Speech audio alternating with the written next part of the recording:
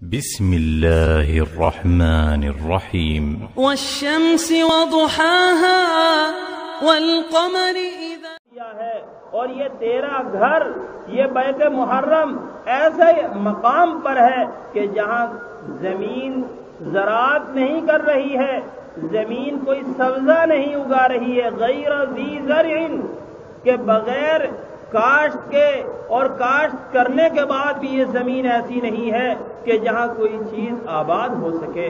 ایسی غیر آباد زمین میں حضرت ابراہیم نے اپنے بیٹے حضرت اسماعیل اور حضرت ہاجرہ کے لیے دعا مانگی ہے۔ اللہ نے حضرت ابراہیم کی دعا کو قبول فرمایا۔ روایت میں ہے کہ حضرت ابراہیم کچھ زمانے کے بعد جب اللہ کی طرف سے حکم آیا کہ اے ابراہیم میرے گھر کی تعمیر کرو اللہ کی عبادت کے لیے، حضرت ابراہیم ملک شام سے دوبارہ سفر کرتے ہیں اور حضرت اسماعیل علیہ السلام اب جوان ہو چکے ہیں۔ اس وقت حضرت ابراہیم جب مکہ مکرمہ پہنچتے ہیں تو حضرت اسماعیل علیہ السلام اپنے تیر کو درست کر رہے ہیں۔ حضرت ابراہیم کو آتا دیکھ کر حضرت اسماعیل کھڑے ہو گئے اور احترام میں کہا ابا جان خیریت ہے، سلام و مصافحہ ہوا۔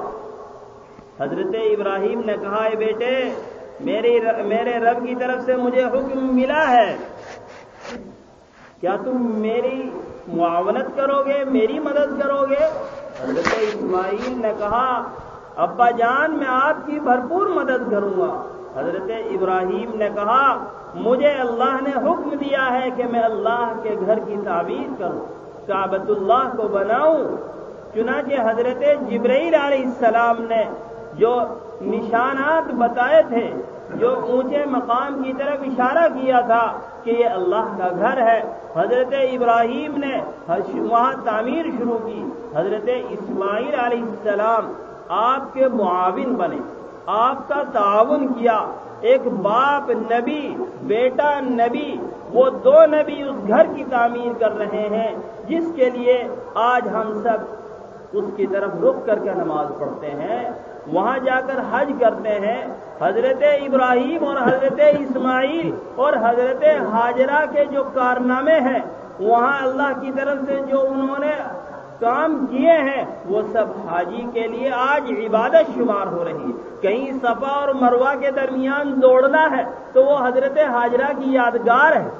جہاں حضرت جبرائیل علیہ السلام کے حکم سے چشمہ جاری ہوا جس کو زمزم کا پانی کہتے ہیں، وہ حضرت ابراہیم کے بیٹے حضرت اسماعیل اور حضرت ہاجرہ کی پیاس اور خوراک کا انتظام اللہ کی طرف سے ہوا۔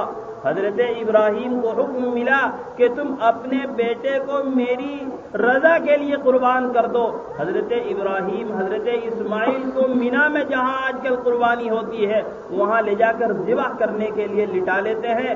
اللہ کی طرف سے انتظام ہوتا ہے کہ ایک میڑھا جو ایک زمانے سے جنت میں پل رہا تھا، حضرت جبرائیل لے کر آتے ہیں اور حضرت اسماعیل کی جگہ لٹا دیتے ہیں۔ قربانی حضرت اسماعیل کی باپ کرنا چاہتے ہیں اللہ کی رضا کے لیے، مگر وہاں قربانی مینڈھے کی ہو رہی ہے۔ آج ہم اسی کی یادگار کے لیے یہاں سب عید کی نماز پڑھنے کے بعد قربانی کی واجبات کو ادا فرمائیں گے۔ اللہ نے حضرت ابراہیم اور حضرت اسماعیل اور حضرت ہاجرہ کی یادگار یہ امت مسلمہ کو عطا فرمائی ہے تاکہ امت ان دونوں انبیاء علیہ السلام کی سنت کو نبی کریم صلی اللہ علیہ وسلم کی بتائی ہوئی تعلیمات کے مطابق ادا فرمائے۔ دوستو، آج ہم جس نبی کی اتباع کر رہے ہیں، جس نبی کی پیروی کر رہے ہیں، اس نبی نے جو چیزیں ہمیں بتائی ہے، اگر ہم اس نبی کی بتائی ہوئی تعلیمات کو کرتے رہیں گے تو یہ ہمارے لیے آخرت کی گھڑی، آخرت کی گھر کی تیاری ہوگی۔ اور اگر ہم نے اس دنیا میں رہ کر یہاں کی عارضی زندگی میں رہ کر اپنی نفس کی خواہشات کو پورا کیا اور آخرت کو بھول گئے تو دوستو ہمیں نبی کی تعلیمات سے کوئی فائدہ نہیں پہنچے گا۔ کیوں؟ اس لیے کہ انبیاء علیہ السلام مبعوث ہوتے رہے اور ہر نبی اپنے امت کو دین کی تعلیم دیتا رہا، مگر امت نے تعلیمات انبیاء کو بھلا دیا اور انبیاء کی تعلیمات کو پس پشت ڈال دیا۔ اللہ نے اس امت کو ختم فرما دیا، اس امت کو باقی نہیں رکھا جس نے نبی کی تعلیمات کو بھلا دیا۔ چنانچہ تاریخ ہمارے سامنے ہے، حضرت آدم علیہ نبینا علیہ السلام ایک زمانے تک نبی رہے، حضرت شیس علیہ السلام کا لمبا زمانہ، حضرت نوح علیہ السلام کا 950 سال تک اپنی امت کو تعلیم اور تبلیغ کرنا ہے، حضرت ابراہیم کا، حضرت اسحاق کا، حضرت اسماعیل علیہ السلام، حضرت موسیٰ علیہ السلام، حضرت عیسیٰ ابن مریم علیہ السلام، ان انبیاء علیہ السلام نے اپنی امت کو تعلیمات دی۔ جب تک امت ان کی تعلیمات پر قائم رہی اس دنیا میں وہ امت وہ دین باقی رہا۔ جب دین کی تعلیمات کو چھوڑ دیا، جب دین کی تعلیمات کو اپنی خواہشات کے تابع کر لیا تو یہ دین اب ان کا دین نہیں رہا، بلکہ آخری نبی محمد عربی صلی اللہ علیہ وسلم اللہ کے نبی اور پیغمبر بنا کر بھیج دیے گئے۔ اب ہم دیکھیں تاریخ کے اوراق کو الٹ کر دیکھیں کہ نبی کریم صلی اللہ علیہ وسلم جب اس دنیا میں تشریف لائے ہیں تو اس دنیا میں کیسا دین موجود تھا، کیسی تعلیمات موجود تھی؟ دوستو، تاریخ ہمیں بتاتی ہے، ہمارے سامنے مؤرخین نے اس وقت کے حالات لکھے ہیں کہ اس وقت نماز بھی پڑھتے تھے، روزہ بھی رکھتے تھے، زکوٰۃ بھی دیتے تھے، حج بھی کرتے تھے، قربانی بھی ہوتی تھی، سارے کام ہوتے تھے، مگر دین وہ باقی نہیں رہا تھا جو نبی لے کر آئے تھے، بلکہ دین اب وہ ہو گیا تھا جو ان کی خواہشات تھی، جو ان کا نفس چاہتا تھا، جو ان کا شیطان ان کو سکھاتا تھا، وہ اب دین بن گیا تھا۔ اب انہوں نے اسی کو دین سمجھ لیا تھا۔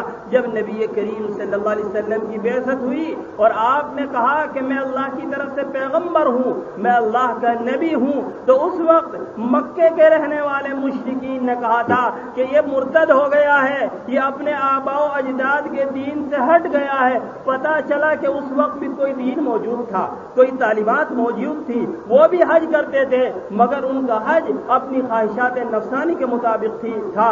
انہوں نے کہہ لیا کہ میں تو اب ہم ان کپڑوں میں گناہ کرتے ہیں، ان کپڑوں میں ہم کیسے اللہ کے گھر کی عبادت کریں؟ تو انہوں نے اپنے نفس کی خواہشات کے مطابق اللہ کے گھر کا طواف ننگے ہو کر کرنا شروع کر دیا۔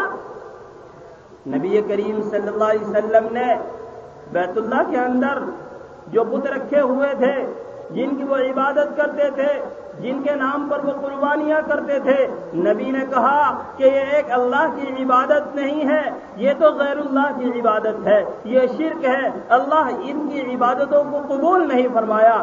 سارے مکے والے آپ کے دشمن ہو گئے۔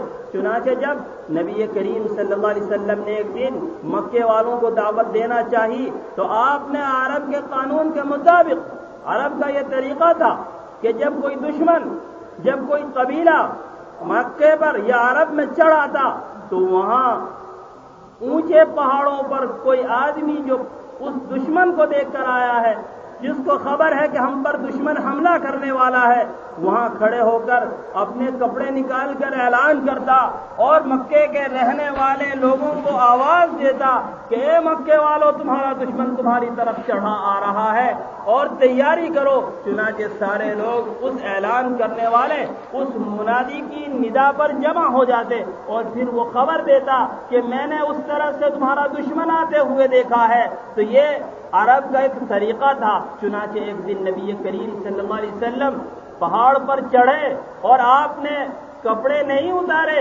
بلکہ اپنے کپڑے ہے، اور یہ تیرا گھر، یہ بیت محرم ایسے